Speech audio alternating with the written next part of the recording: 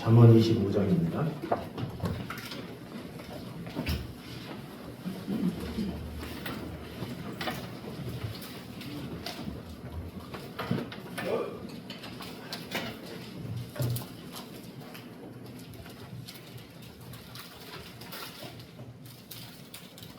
잠언 25장 13절에서 17절까지 말씀입니다.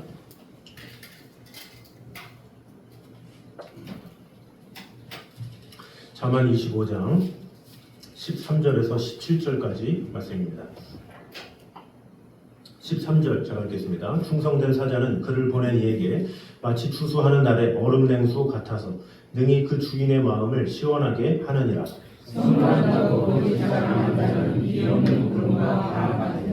오래 참으면 관원도 설득할 수 있나니 부드러운 혀는 뼈를 꺾느니라.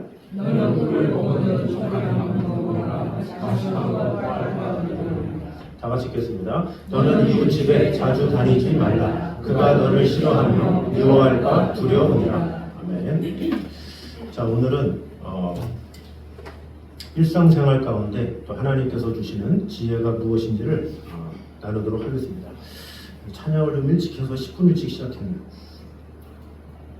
자, 먼저 사명을 완수한 자에게는 하나님의 놀라운 칭찬과 상급이 있음을 말씀하고 있습니다. 우리 13절 말씀 다 같이 한 목소리로 같이 들어가겠습니다. 시작. 충성된 사자는 그를 보낸 이에게 마치 추수하는 날에 얼음 냉수 같아서 능히 그 주인의 마음을 시원하게 하느니라. 아멘. 자, 이거 보니까 추수하는 날 이렇게 나오는데 이 팔레스타인 지방에서 보리 수확이 시작되는 4월 중순부터 밀 추수가 시작되는 6월 초 이후에 기간이 바로 이 추수하는 날입니다. 그래서 이때는 매우 더운 계절이죠. 그래서 얼음 냉수에 해당하는 원문은 본래 눈의 차가움 이런 뜻입니다. 그래서 일반적으로 북쪽 헬몬산으로부터 흘려 내려오는 눈이 녹는 물 이것을 말합니다. 그래서 이 더운 계절에 그리고 그것도 곡식을 추수하느라고 힘겨운 노동을 해서 숨이 막히고 목이 마를 때 눈이 녹은 차가운 물을 마신다면 정말 속이 시원할 것이다. 그런 의미에서 지금 이 구절을 썼다라고 볼 수가 있습니다. 그래서 어떤 사람이 충성된 사자가 그렇다라는 거죠. 추수하는 날에 얼음 냉수 같다. 열심히 일할 때 그때 먹는 얼음 냉수야말로 이루 말할 수 없죠. 같은 냉수라도 언제 먹느냐 이것이 참으로 중요합니다. 많은 음료수를 먹다가 물을 마시면 맛이 없죠. 그러나 물은 언제 먹어야 맛있습니까? 목이 극에 달했을 때, 극도의 고통이 올 때, 그때 물을 마셨을 때 그 짜릿함은 말로 할 수가 없어요. 얼음이 들어있으면 더 말할 나위 없지만 얼음이 좀 없어도 냉수라는 이유 하나만으로 그것이 간절함이 더할 때 그러면 더 맛있죠. 제가 한번 이야기했지만 제가 이게 시차례에서 과자도 준비하고 간식도 준비하고 식사도 이제 예약하고 그런데 고민이 뭐였냐? 너무 먹을 걸 계속 드리면 만족을 못 할 것이다 이런 생각이 제가 이제 들은 거죠. 그래서 간식을 드릴 때 제가 얘기했어요. 3시간 후에 도착이니까 2시간 뒤에 간식 드시지 말고 간식 안 드신 분들은 지금 빨리 당장 드시라고. 그리고 안 먹으려면 끝까지 먹지 말라고. 점심이 12시 예약이기 때문에 11시부터 먹으면 저한테 걸린다고. 그래가지고 그분들이 경직된 상태에서 이제 그걸 시작했죠. 그래서 제가 하나하나 다 체크했어요. 11시가 넘었는데 뭘 드시고 계신다 그러면 목사님! 드시면 안 돼. 맛없어 잠시. 그래가지고 하나하나. 그래서 저보고 목사님 먹고 싶어요. 먹으면 안 돼요. 안 돼요. 큰일 먹으면 안 돼. 그래가지고 그 목사님들이 제 말을 듣고 끝까지 그냥 쫓기듯이 누구는 먹지도 못하고 이 가방에 넣어놓고 계속 벌벌 떨면서 그런데 점심시간이 다 됐는데 목사님들이 그렇게 맛있다고 밥이 맛있다고. 근데 사실은 밥이 맛있는 게 아니야. 제가 굶겼으니까 맛이 있는 거죠. 그리고서 또 저녁 먹기까지 또 시간이 있어요. 제가 4시 이후에 절대 먹으면 안 됩니다. 6시에 엄청난 식사가 있는데 5시 반부터 준비를 해야 되니까 절대 먹으면 안 됩니다. 저한테 걸리면 큰일 납니다. 그래서 그 목사님들이 제 눈치 보면서 원래 소세지 먹고 원래 뭐 초콜릿 하나 먹고 딱 걸리면 제가 뭐라고 그러고 그래서 그분들이 먹고 싶어요. 먹으면 안 돼요. 그래도 제가 안 됩니다. 절대 안 돼요. 우리가 저녁을 맛있게 먹기 위해서는 먹으면 안 됩니다. 그래가지고 결국은 제가 시키는 대로 결국은 해서 그분들이 저녁도 잘 먹고 그 다음날 아침도 잘 먹고 점심도 다 잘 먹었어. 왜? 식당은 다 사실 별 볼일 없던 데가 많은데 배고플 때, 간절할 때 이 먹으니까 아주 그분들이 맛있었던 거죠. 이게 단순한 거잖아요. 그러니까 언제 먹느냐 그게 참 중요한 거예요. 우리가 맛있는 음식을 먹느냐도 중요하지만 언제 그것을 먹느냐 이게 참 중요한 거죠. 그래서 이 생수도 마찬가지예요. 냉수도 평소에는 별로 쓸모가 없는 것 같고 아이고 물 뭐 다 있지 뭐 정수기야 이렇게 하지만 우리가 열심히 일한 다음에 그 물을 먹으면 그것을 말로할 수가 없어요.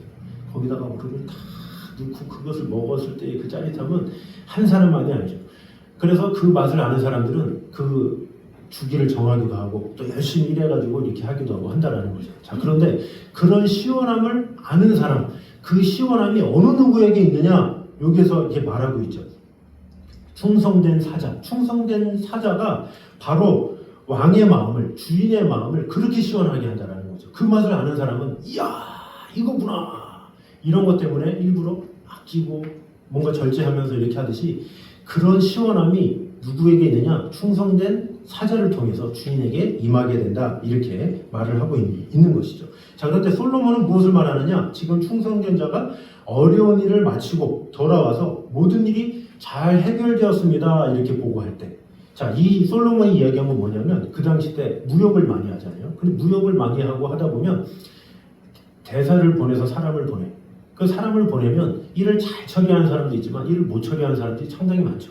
그리고 일을 아무리 잘한다 해도 그 상대의 왕이나 권세를 가진 사람이 잘 대해줘야 뭔가 성공적으로 되잖아요. 그래서 왕은 쫄인 거야. 이 사신을 보내면 항상 잘할 수 있을까? 실패할 수 있을까? 어떻게 할 수 있을까? 그래서 그 말 한마디 때문에 그 상대의 왕을 노엽게 해가지고 공격을 당하기도 하고 전쟁이 나기도 하고 그거로 인해서 누명시기도 하고 별의별 일이 일어나는 거죠. 그래서 사신이 오기만을 기다리는 거죠. 근데 사신이 와가지고 왕이시여 잘 됐습니다 그러면 와 시원하다 이렇게 되는 거죠. 그래서 지금 그것을 비유해서 말하는 거예요. 솔로몬이 수많은 무역을 통해서 신하들을 보냈을 거 아니에요. 근데 그 신하들이 그 가지고 오는 그 소식, 그래서 이 충성된 사자가 어떤 사자냐? 마음을 시원하게 하는, 일을 잘 처리해서 부족함이 없는 그런 사람이다 이렇게 말을 하고 있는 것이죠.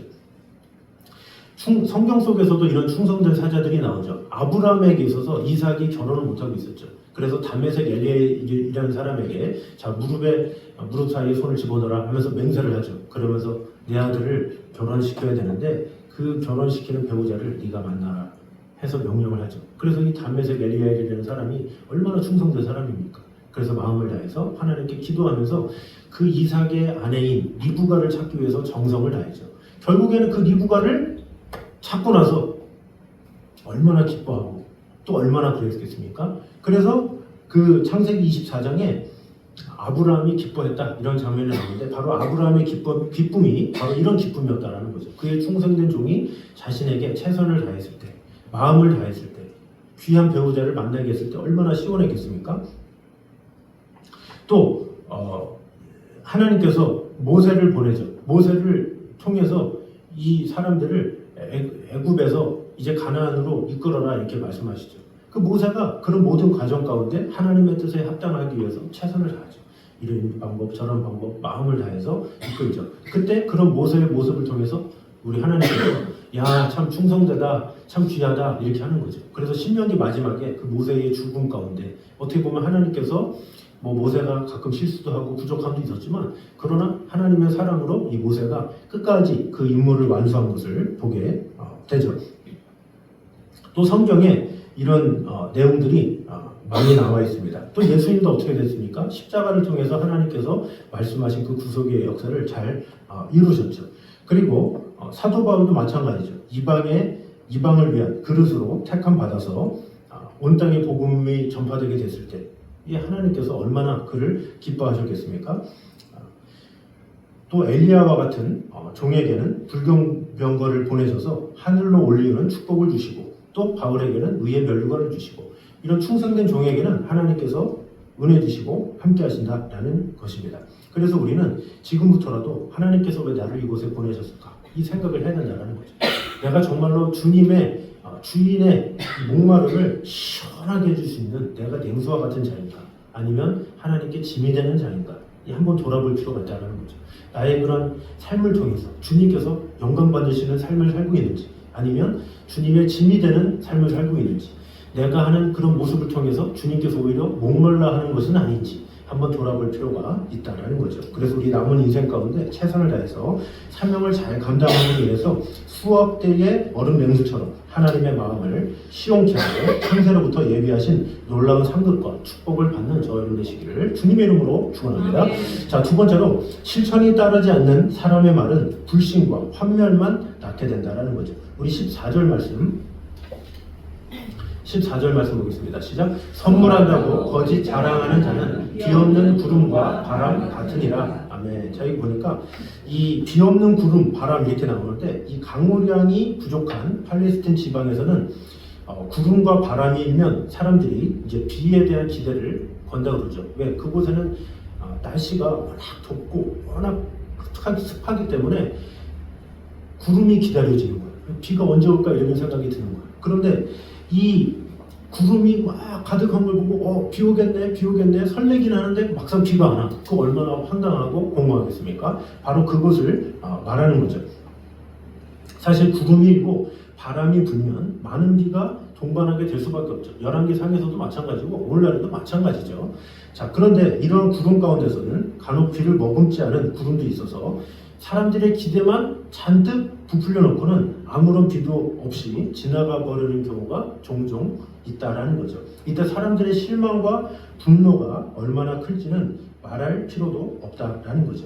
그래서 솔로몬은 이렇게 말하는 거예요. 지킬 수 없는 약속을 남발하는 자를 가리켜서 비 없는 구름과 바람으로 비유하고 있다라는 거죠. 그러니까 사람들이 그렇다는 거예요. 기대만 잔뜩 하고 나서 막상 보면 알맹이가 없는 그런 것을 볼 수가 있죠. 뭐 정치인들이 공약을 내세우잖아요. 근데 공약은 많은데 그것을 행하지 않아. 그런 소용이 없잖아요. 공약이 내세운다는 게 뭐예요? 약속이잖아요. 내가 한번 이거 되겠습니다. 제가 위원이 되면 뭐가 되면 뭐 하겠습니다. 뭐 학교에서도 그러잖아요. 학생들이 자, 제가 반장이 되면 뭐 전심에 랍스타를 들리겠습니다. 하여튼 하려고 막 그런, 그게 전국에 소문났어요. 그래서 항상 회장들이 항상 제가 회장이 되면 랍스타를 점심으로 하겠습니다. 항상 그래놓고서 회장 되고서 랍스타 한 번도 못 먹었어요. 그 초등학교에 그게 항상 유행했어요. 그래서 회장이 되려면 랍스타를 준다 얘기해라. 그리고 랍스타를 준다고 얘기하고 그리고서 주지 말라. 네. 어차피 끝난 거다. 이런 게 있어요. 뭐 우리 한윤이가 그랬다는 건 아니에요. 네. 이 랍스타가 그 공략할 수 있는 그거기 때문에 이제 무기로 삼았다는 거죠. 그게 뭐예요? 이 빛 좋은 개살구밖에 안 된다는 거죠. 겉으로 보기에 화려하지만 실제로 적용되지 않으면 소용이 없다라는 거죠. 마찬가지로 성도들이 하나님의 은혜와 사랑을 전하면서 입으로만 말할 뿐 그 사랑을 전하지 않으면, 나누지 않으면 아무런 소용이 없다라는 거죠. 그러니까 하나님의 은혜를 받은 사람들이 자신의 말과 약속에 대한 실천을 게을리한다. 그러면 아무런 소용이 없다는 거예요. 우리가 주여 아멘 하면서 주님 앞에서는 하지만 내가 실질적으로 이웃에게 나가서 나의 모든 것을 주지도 못하고 사랑하지도 못하고 그를 위해서 희생하지 못한다. 그러면 안 된다라는 것을 말하고 있습니다. 그래서 우리의 일상적인 언행은 물론 우리가 전하는 복음에 있어서도 항상 그에 대한 책임이 요구된다라는 것을 우리는 알아야 됩니다. 그래서 그를 위해서 열심히 사랑하고 섬기고 돌보고 마음을 다하는 것, 그것이 필요하죠. 근데 그것이 쉽지가 않아요. 그래서 실질적으로 우리가 뭐 전도한다 뭐 한다 해서 예를 들어서 어떤 어르신이 왔어요. 근데 처음에는 너무 반가워요. 그 어르신이 와가지고 예배 드린다는 게. 근데 그 어르신을 예를 들어서 연세가 너무 힘드셔서 그분을 뭐 차로 항상 모셔야 돼. 그러면 처음에 그 뜨거운 마음을 가졌던 분이 몇 주는 반갑다가 이분을 1년 돌보고 2년 돌보잖아요. 그러면 갑자기 지쳐. 언제까지 돌봐야 돼? 이런 잘못된 생각이 들 수가 있어요. 근데 누구나 사실 그럴 수 있거든요. 그렇잖아요. 이게 전도하고 그 영혼이 오는 건 좋은데 계속 또 힘드니까 계속 태워야 되고 챙겨야 되고, 그런데 그분이 연세가 더 많아지고 더 힘드니까 이제는 평일날에도 불러. 그럼 평일날에도 가서 돌봐야 돼. 그러면 본인은 전도를 했는데 계속 주일날에 돌보는 것도 모자라서 평일날에도 돌봐야 돼. 그러면 그 마음 가운데 어떤 사랑하는 마음이 좀 꺾이는, 저도 실질적으로 그런 것들을 경험했기 때문에 또 그분들이 서로 전도하면서 그런 것들을 서로 나누면서 우리가 이런 것들을 회개합시다 하면서 나눈 경험이 있기 때문에 제가 이제 예를 든 거예요. 그래서 우리 모습이 그럴 수 있다는 거예요. 처음에는 그 영혼이 돌볼 필요 없는 젊은 영혼이면 얼마나 편해. 알아서 오고 알아서 예배하고 이러면 좋은데 연세가 많고 또 힘이 없고 그러나 그렇더라도 하나님께서 기뻐하시는 영혼이기 때문에 돌볼 필요가 있다는 거죠. 그러면 처음에 돌본 그 마음이 끝까지 지속될 수 있도록 도와주는 거 그것이 필요하죠. 우리는 겉으로는 아유 어르신 힘들어요. 제가 잘 도와드릴게요. 잘 섬겨드릴게요. 말은 처음엔 그렇게 약속을 해. 근데 시간이 지나고 5개월이 지나고 1년이 지나고 2년이 지나고 3년이 지나고 그러다 보면 어떤 마음이 들어요? 아 저분 스스로 힘들다고 말 안 하시나? 이런 생각이 든다는 거죠. 그것이 인간의 연약함이에요. 그래서 우리가 말을 했다면 그 말한 대로 섬긴다는 거 정말로 쉽지 않고 어려운 일이다라는 거죠. 우리가 누군가를 사랑하되 끝까지 사랑하는 거 이것은 정말로 쉽지가 않은 거예요. 그래서 예수님이 제자들이 그렇게 부인하고 그 떠날 제자들임에도 불구하고 끝까지 주님께서 그들을 사랑하셨다. 요한복음 13장에 나오잖아요. 이것은 정말 어려운 일이에요.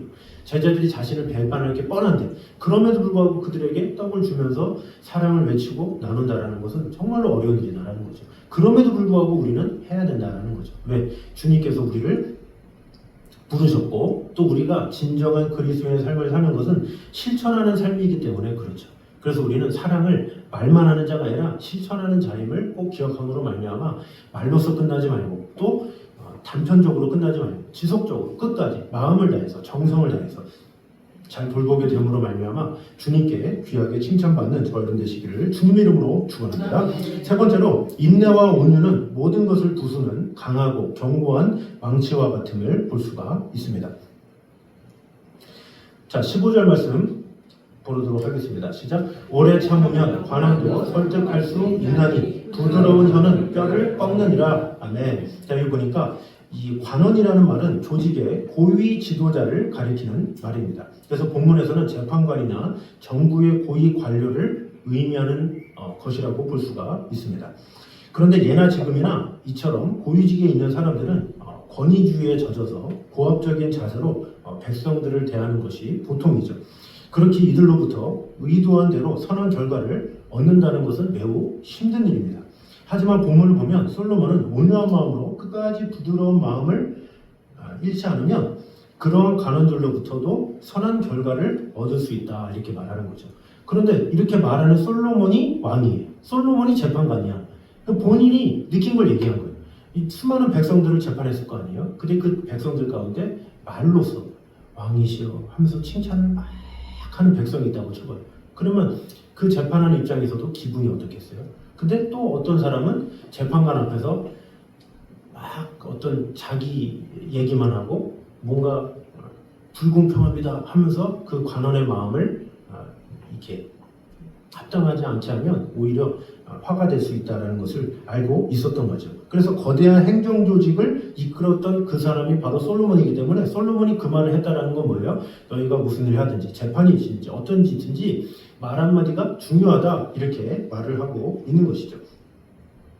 그래서 인간뿐만 아니라 하나님과의 관계도 그렇죠. 주님께서 수르보니게 여인을 만났죠. 근데 수르보니게 여인에게 나 이방인 여인한테 뭐 안 하는데 그런데 오히려 걔들도 상에서 떨어지는 부스러기를 먹습니다 하면서 오히려 주님께 더 엎드려서 더 이렇게 했죠. 아유 어떻게 예수님이란 분이 그럴 수가 있어요? 이렇게 한 게 아니라 주여 주님도 이 개들도 부스러기도 먹나이다. 저는 부스러기밖에 먹을 수 없는 연약한 자입니다. 하니까 예수님이 참 착하구나 하면서 이렇게 칭찬하신 것을 볼 수가 있죠. 그래서 인내와 온유함은 하늘의 문을 여는 힘이 있다라는 것을 우리는 알아야 합니다. 그래서 불가리아의 격언 가운데는 부드러운 말은 철문도 연다 이런 말이 있습니다. 이것은 오랫동안 떨어지는 빗물이 굳은 바위를 뚫고 또 우리 몸에서도 어떻게 돼요? 강한 이빨이나 또 보이는 뼈는 쉽게 부식이 되잖아요. 그러나 우리의 혀나 심장이나 뭐 이런 거는 우리가 죽을 때까지 계속 움직이잖아요. 그런 것처럼 오히려 부드러운 것이 힘이 있게 된다는 거죠.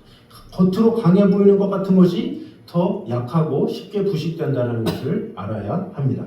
그래서 우리는 이런 사실을 통해서 무엇을 알아야 됩니까? 실로 인내와 온유함이야말로 승리를 거두게 된다라는 것이죠. 사람과의 관계, 하나님과의 관계, 모든 게 마찬가지예요. 나의 말 한마디로 인해서, 그래서 그 유명한 말이 말 한마디로 천냥빚을 갚는다 그거잖아요. 그 내가 말 한마디를 하냐에 따라서 상대에게 기쁨을 주기도 하고, 또 그것을 위해서 좌절을 주기도 하고 슬픔을 주기도 하고, 그래서 우리의 말 한마디가 참으로 중요하다는 거죠. 제가 주중에 한 영상을 봤어요. 요즘에 이렇게 코미디지만 좀 풍자한 그런 영상들이 많잖아요. 근데 그 중에 잘 보는 프로가 있어서 거기다 보니까 교통사고가 났어요. 이렇게 딱 차를 세웠는데 옆에 차를 꽉 박은 거예요. 근데 그 사람이 내리자마자 죄송합니다, 죽을 죄졌습니다, 계속 고개 숙이면서 어디 다친 데 없나요? 막 그러면서 차에 타지도 않았는데 그냥 서 있는 차를 박았잖아요. 근데 다친 데 없나요? 죄송합니다, 뭐든지 다 하겠습니다, 막 이렇게 했더니 그 사람이 그냥 가세요. 그랬던 거죠. 근데 옆에 또 한 사람이 또 이렇게 꽉 부딪힌 거예요. 근데 그 사람은 내리자마자 왜 차를 이따위로 댔어, 이렇게 딱 한마디 하자마자 이제 그 사람이 뭐라고요? 딱 그러면서 이제 사람들을 부른 거야. 보험사 부르고, 그리고 변호사 부르고, 의사 부르고, 다 부른 거 사람들. 구경꾼 부르고, 막 국적국적이. 그 사람이 아주 뭐 하는 거야 지금, 차 한번 친 거 가지고 뭐 하는 거예요? 그러는데 이 사람 부르고 저 사람 부르고 막 일이 엄청 커진 거죠. 그래서 거기서 말하는 게 뭐냐, 말 한마디가 천냥빚을 갚는다 이거예요. 옆에 있는 사람은 말 한마디 잘해가지고 그냥 돌아가세요 그랬는데, 이 한 사람은 괜히 교만하게 해가지고 일만 더 커지게 해서 변호사 부르고 의사 부르고 뭐 다 해가지고 합의하느라고 엄청 힘들었다 이런 거죠. 그 영상을 보고 그 바로 밑에는 댓글을 봤어요. 그 댓글에 보니까 본인이 경험담을 얘기하는 거예요.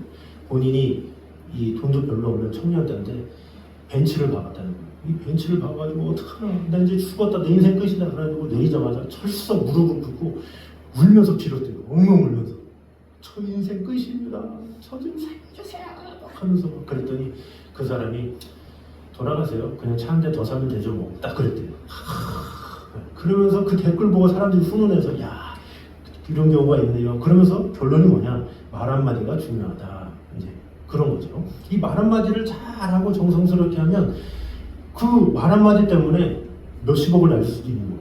말 한마디 때문에 오히려 좋게 되는 경우도 있다라는 거죠. 그래서 인내와 온유, 이것은 모든 것을 부수는 강하고 견고한 방치와 같음을 꼭 기억해야 합니다. 그래서 우리의 입술을 주관이 되어서 사람을 만날 때든지 또 하나님 앞에서든지 나의 입술이 어떻게 준비냐에 따라서 결과는 달라진다라는 마음을 가지고 우리의 입을 주장하여 주셨고, 내 입술이 부드럽게 되게 하여 주시고, 내 입술을 통해서 덕을 끼치게 하여 주시고, 내 입술을 통해서 세상이 변하는 일들이 일어나게 하여 주시옵소서. 이렇게 간구할 때 하나님께서 우리의 입술을 통해서 역사하신다는 것을 꼭 기억함으로 우리에게 승리를 주신 주님께 우리의 인격과 모든 것을 주관해 달라고 늘 기도하며 간구하는 저를 되시기를 주님의 이름으로 축원합니다.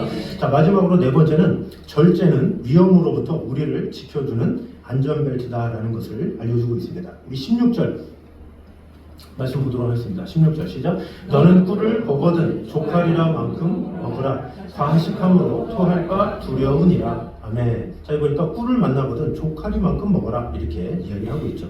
자, 사실 꿀은 신이 내린 완전식품이라는 별명이 있을 정도로 몸에 좋은 것이죠. 그러나 과하게 먹으면 토하게 되기 때문에 적당히 먹어라, 이렇게 말을 하고 있죠.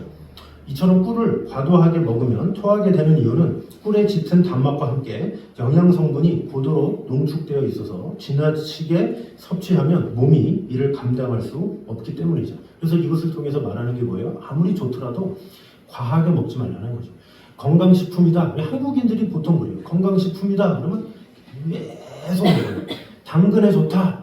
저도 한번 영상 보니까 누가 당근 좋다 그래가지고 하루에 당근을 하나씩 먹어봤거든요. 와, 어지럽더라고요. 나중에는 한 3일을 계속 당근만 먹으니까, 그거를 당근이 몸에 좋다 그러면 정해놓고 이렇게 먹어야 되는데 아침에도 당근 먹고 점심에도 먹고 저녁에도 먹고, 그것도 막 시장에서 큰 당근 있잖아요. 엄청 큰 거. 그거 막 씻어가지고 그래 야생 당근이 좋아 막 하면서 막 계속 먹고 이러면서도 몸에 좋다는데 뭐, 그리고 저녁에 또 먹고 결국엔 더 토하고 효과가 별로 없는 거죠. 근데 모든 사람이 대부분이 그래요. 좋다 그러면 적당히 먹어야 되는데 적당히 안 먹어요.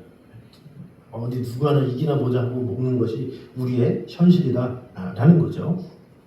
그래서 아무리 좋은 것도 요즘에는 무엇을 얘기해요? 절제를 많이 얘기하죠. 어떤 매체에서도 좋은 거를 소개하지만 부작용들이 하도 안 일어나니까 여러분 이게 항상 좋은 게 아니에요. 적당히 먹어요 하면서 요즘에는 그람이나 뭐 이런 것도 다 표시해요.